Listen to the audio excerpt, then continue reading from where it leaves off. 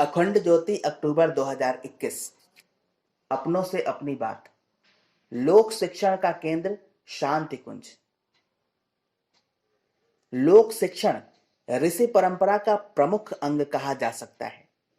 यदि ऋषि मुनियों के जीवन, व्यक्तित्व, कृतित्व का विहंगावलोकन करके उसका निष्कर्ष निकालने को कहा जाए तो सहजता से उसे एक शब्द में समाहित किया जा सकता है, और वो है लोक शिक्षण।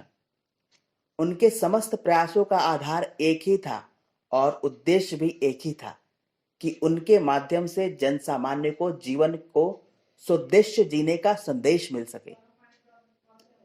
देवात्मा हिमालय को तपहपुरी क्षेत्र में ऐसे एक नहीं अनेकों दैवी चेतना संपन्न व्यक्तित्व सदा उपस्थित रहे, जिनकी अवतारी चेतना के अजस्र अनुदान लोक शिक्षण के रूप में जनसामान्य को सदा मिलते रहे। वर्तमान युग में इस जिम्मेदारी के निर्वहन का दायित्व परम पूज्य गुरुदेव ने अपने हाथों में लेते हुए कहा कि शांति कुंज उस अजस्र प्राण ऊर्जा का प्रतीक है जो ऋषि गणों के उच्चतम लोकों से प्रवाहित होती है और शांति कुंज के माध्यम से धरती पर उतरती है। यह चेतना ही फिर उन कार्यों को अंजाम देती देखी जाती है जिसे पुकारने वाले लोक शिक्षण, व्यक्ति निर्माण या प्रतिभा परिष्कार कहकर पुकारते हैं।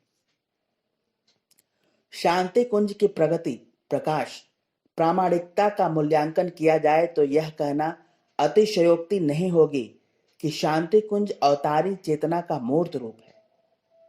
इस आश्रम के संचालन का श्रेय भले ही मनुष्य देहधारी ले जाते हों, परंतु इसके पीछे प्रवाहित चेतना निश्चित रूप से दैवी, दिव्य एवं अलौकिक है। जन सामान्य को गूढ़ आध्यात्म का शिक्षण कई माध्यमों से दिया जा सकता है और वे सभी देखा जाए तो एक दूसरे को परिपूर्ण ही करते हैं। स्वाध्याय, सत्संग, साधना, ये सब मिलकर इन उद्देश्यों की पूर्ति करते नजर आते हैं। स्वाध्याय का कार्य जहां परम पूज्य गुरुदेव द्वारा रचित अतुलनीय साहित्य के नित्य अध्ययन, चिंतन, मनन से पूर्ण हो जाता है, तो वहीं सत्संग का तथा साधना का कार्य शांति कुंज में चलने वाले साधना सत्र कर देते हैं।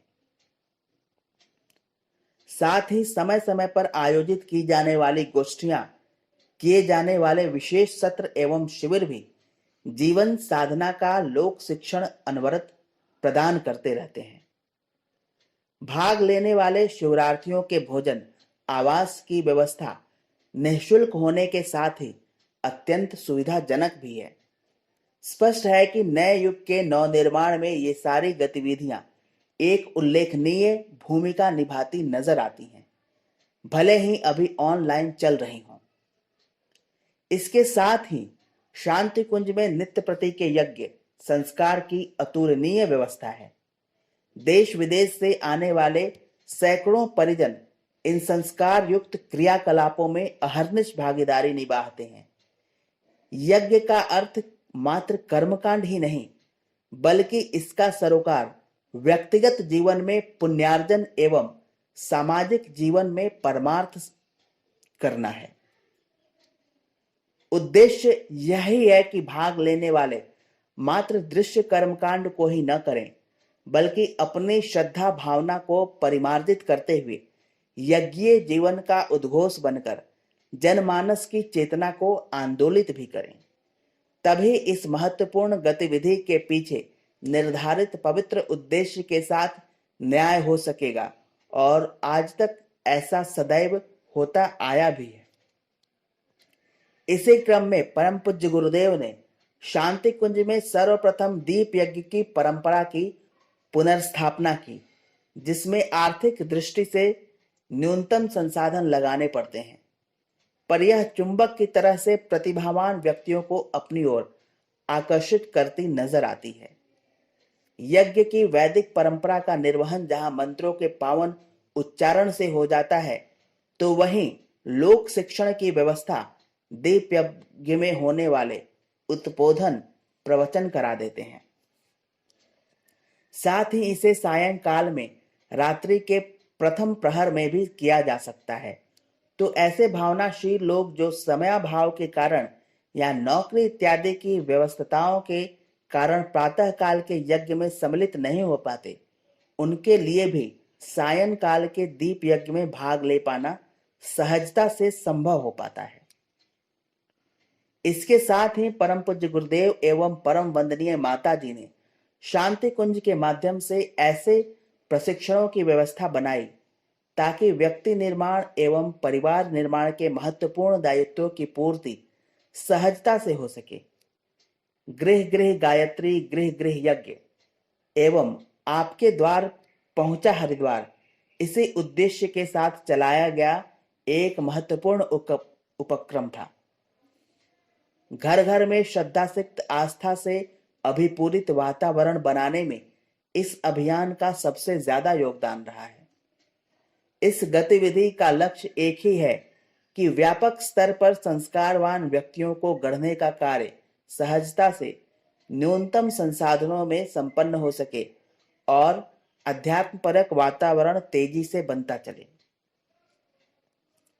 हर घर हर परिवार में इस कार्य को करने के पीछे का उद्देश्य यही था कि उस परिवार की सर्वांगीण प्रगति के लिए तदनुरूप परिस्थितियों को निर्मित किया जा सके। यदि घर में संस्कारित वातावरण ही न हो तो फिर वैसे व्यक्तियों का निर्माण संभव कैसे हो सकेगा। यदि परिवार में व्यक्तित्व निर्माण के सूत्र घुलमिल गए हों, उसके दोनों सिरों व्यक्ति एवं समाज का निर्माण स्वतः ही होता चला जाएगा। घर में होने वाले यज्ञ में उपस्थित प्रत्येक परिजन को एक दुष्प्रवृत्ति छोड़ने एवं एक सत प्रवृत्ति अपनाने का संकल्प लेना जरूरी होता है।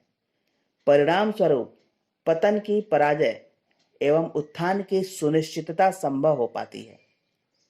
लोक शिक्षण के उद्देश्य को ध्यान में रखकर ही इस महत्वपूर्ण कदम को विगत दिनों उठाया गया है।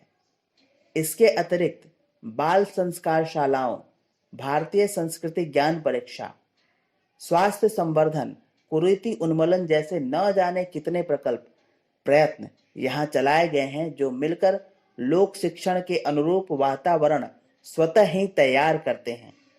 यहाँ के पीपीडी एवं ईएमडी विभागों द्वारा तैयार किए जा रहे कार्यक्रमों, चलाए जा रहे चैनलों के माध्यम से अनेक सुधीजन लोक शिक्षण को घर बैठे ही प्राप्त कर लेते हैं और उसी के अनुरूप अपने जीवन जीने की रीति नीति को सुधारने का प्रयत्न भी करते हैं। लोक शिक्षण के माध्यमों की बात की जा रही हो और परम पूज्य गुरुदेव द्वारा चलाए गए युग संगीत के प्रभावी माध्यम को यदि हम भूल जाएं तो यह दुर्भाग्यपूर्ण होगा। गायन, अभिनय, सांस्कृतिक एवं रचनात्मक कार्यक्रमों के माध्यम से न केवल प्रतिभा परिष्कार की प्रक्रिया संपन्न होती है, वरन इसके माध्यम से लोक शिक्षण का एक व्यापक आधार भी तय होता है। मोबाइल पर चलने वाली एप्लीकेशन के माध्यम से ये सभी कार्यक्रम लोक शिक्षण का एक महत्वपूर्ण दायित्व निभाते नजर आते हैं। सारांश में यदि यह कहा जाए कि आज के युग में लोक शिक्षण का मुख्यालय शांति कुंज है तो यह सत्य ही होगा। समाप्त।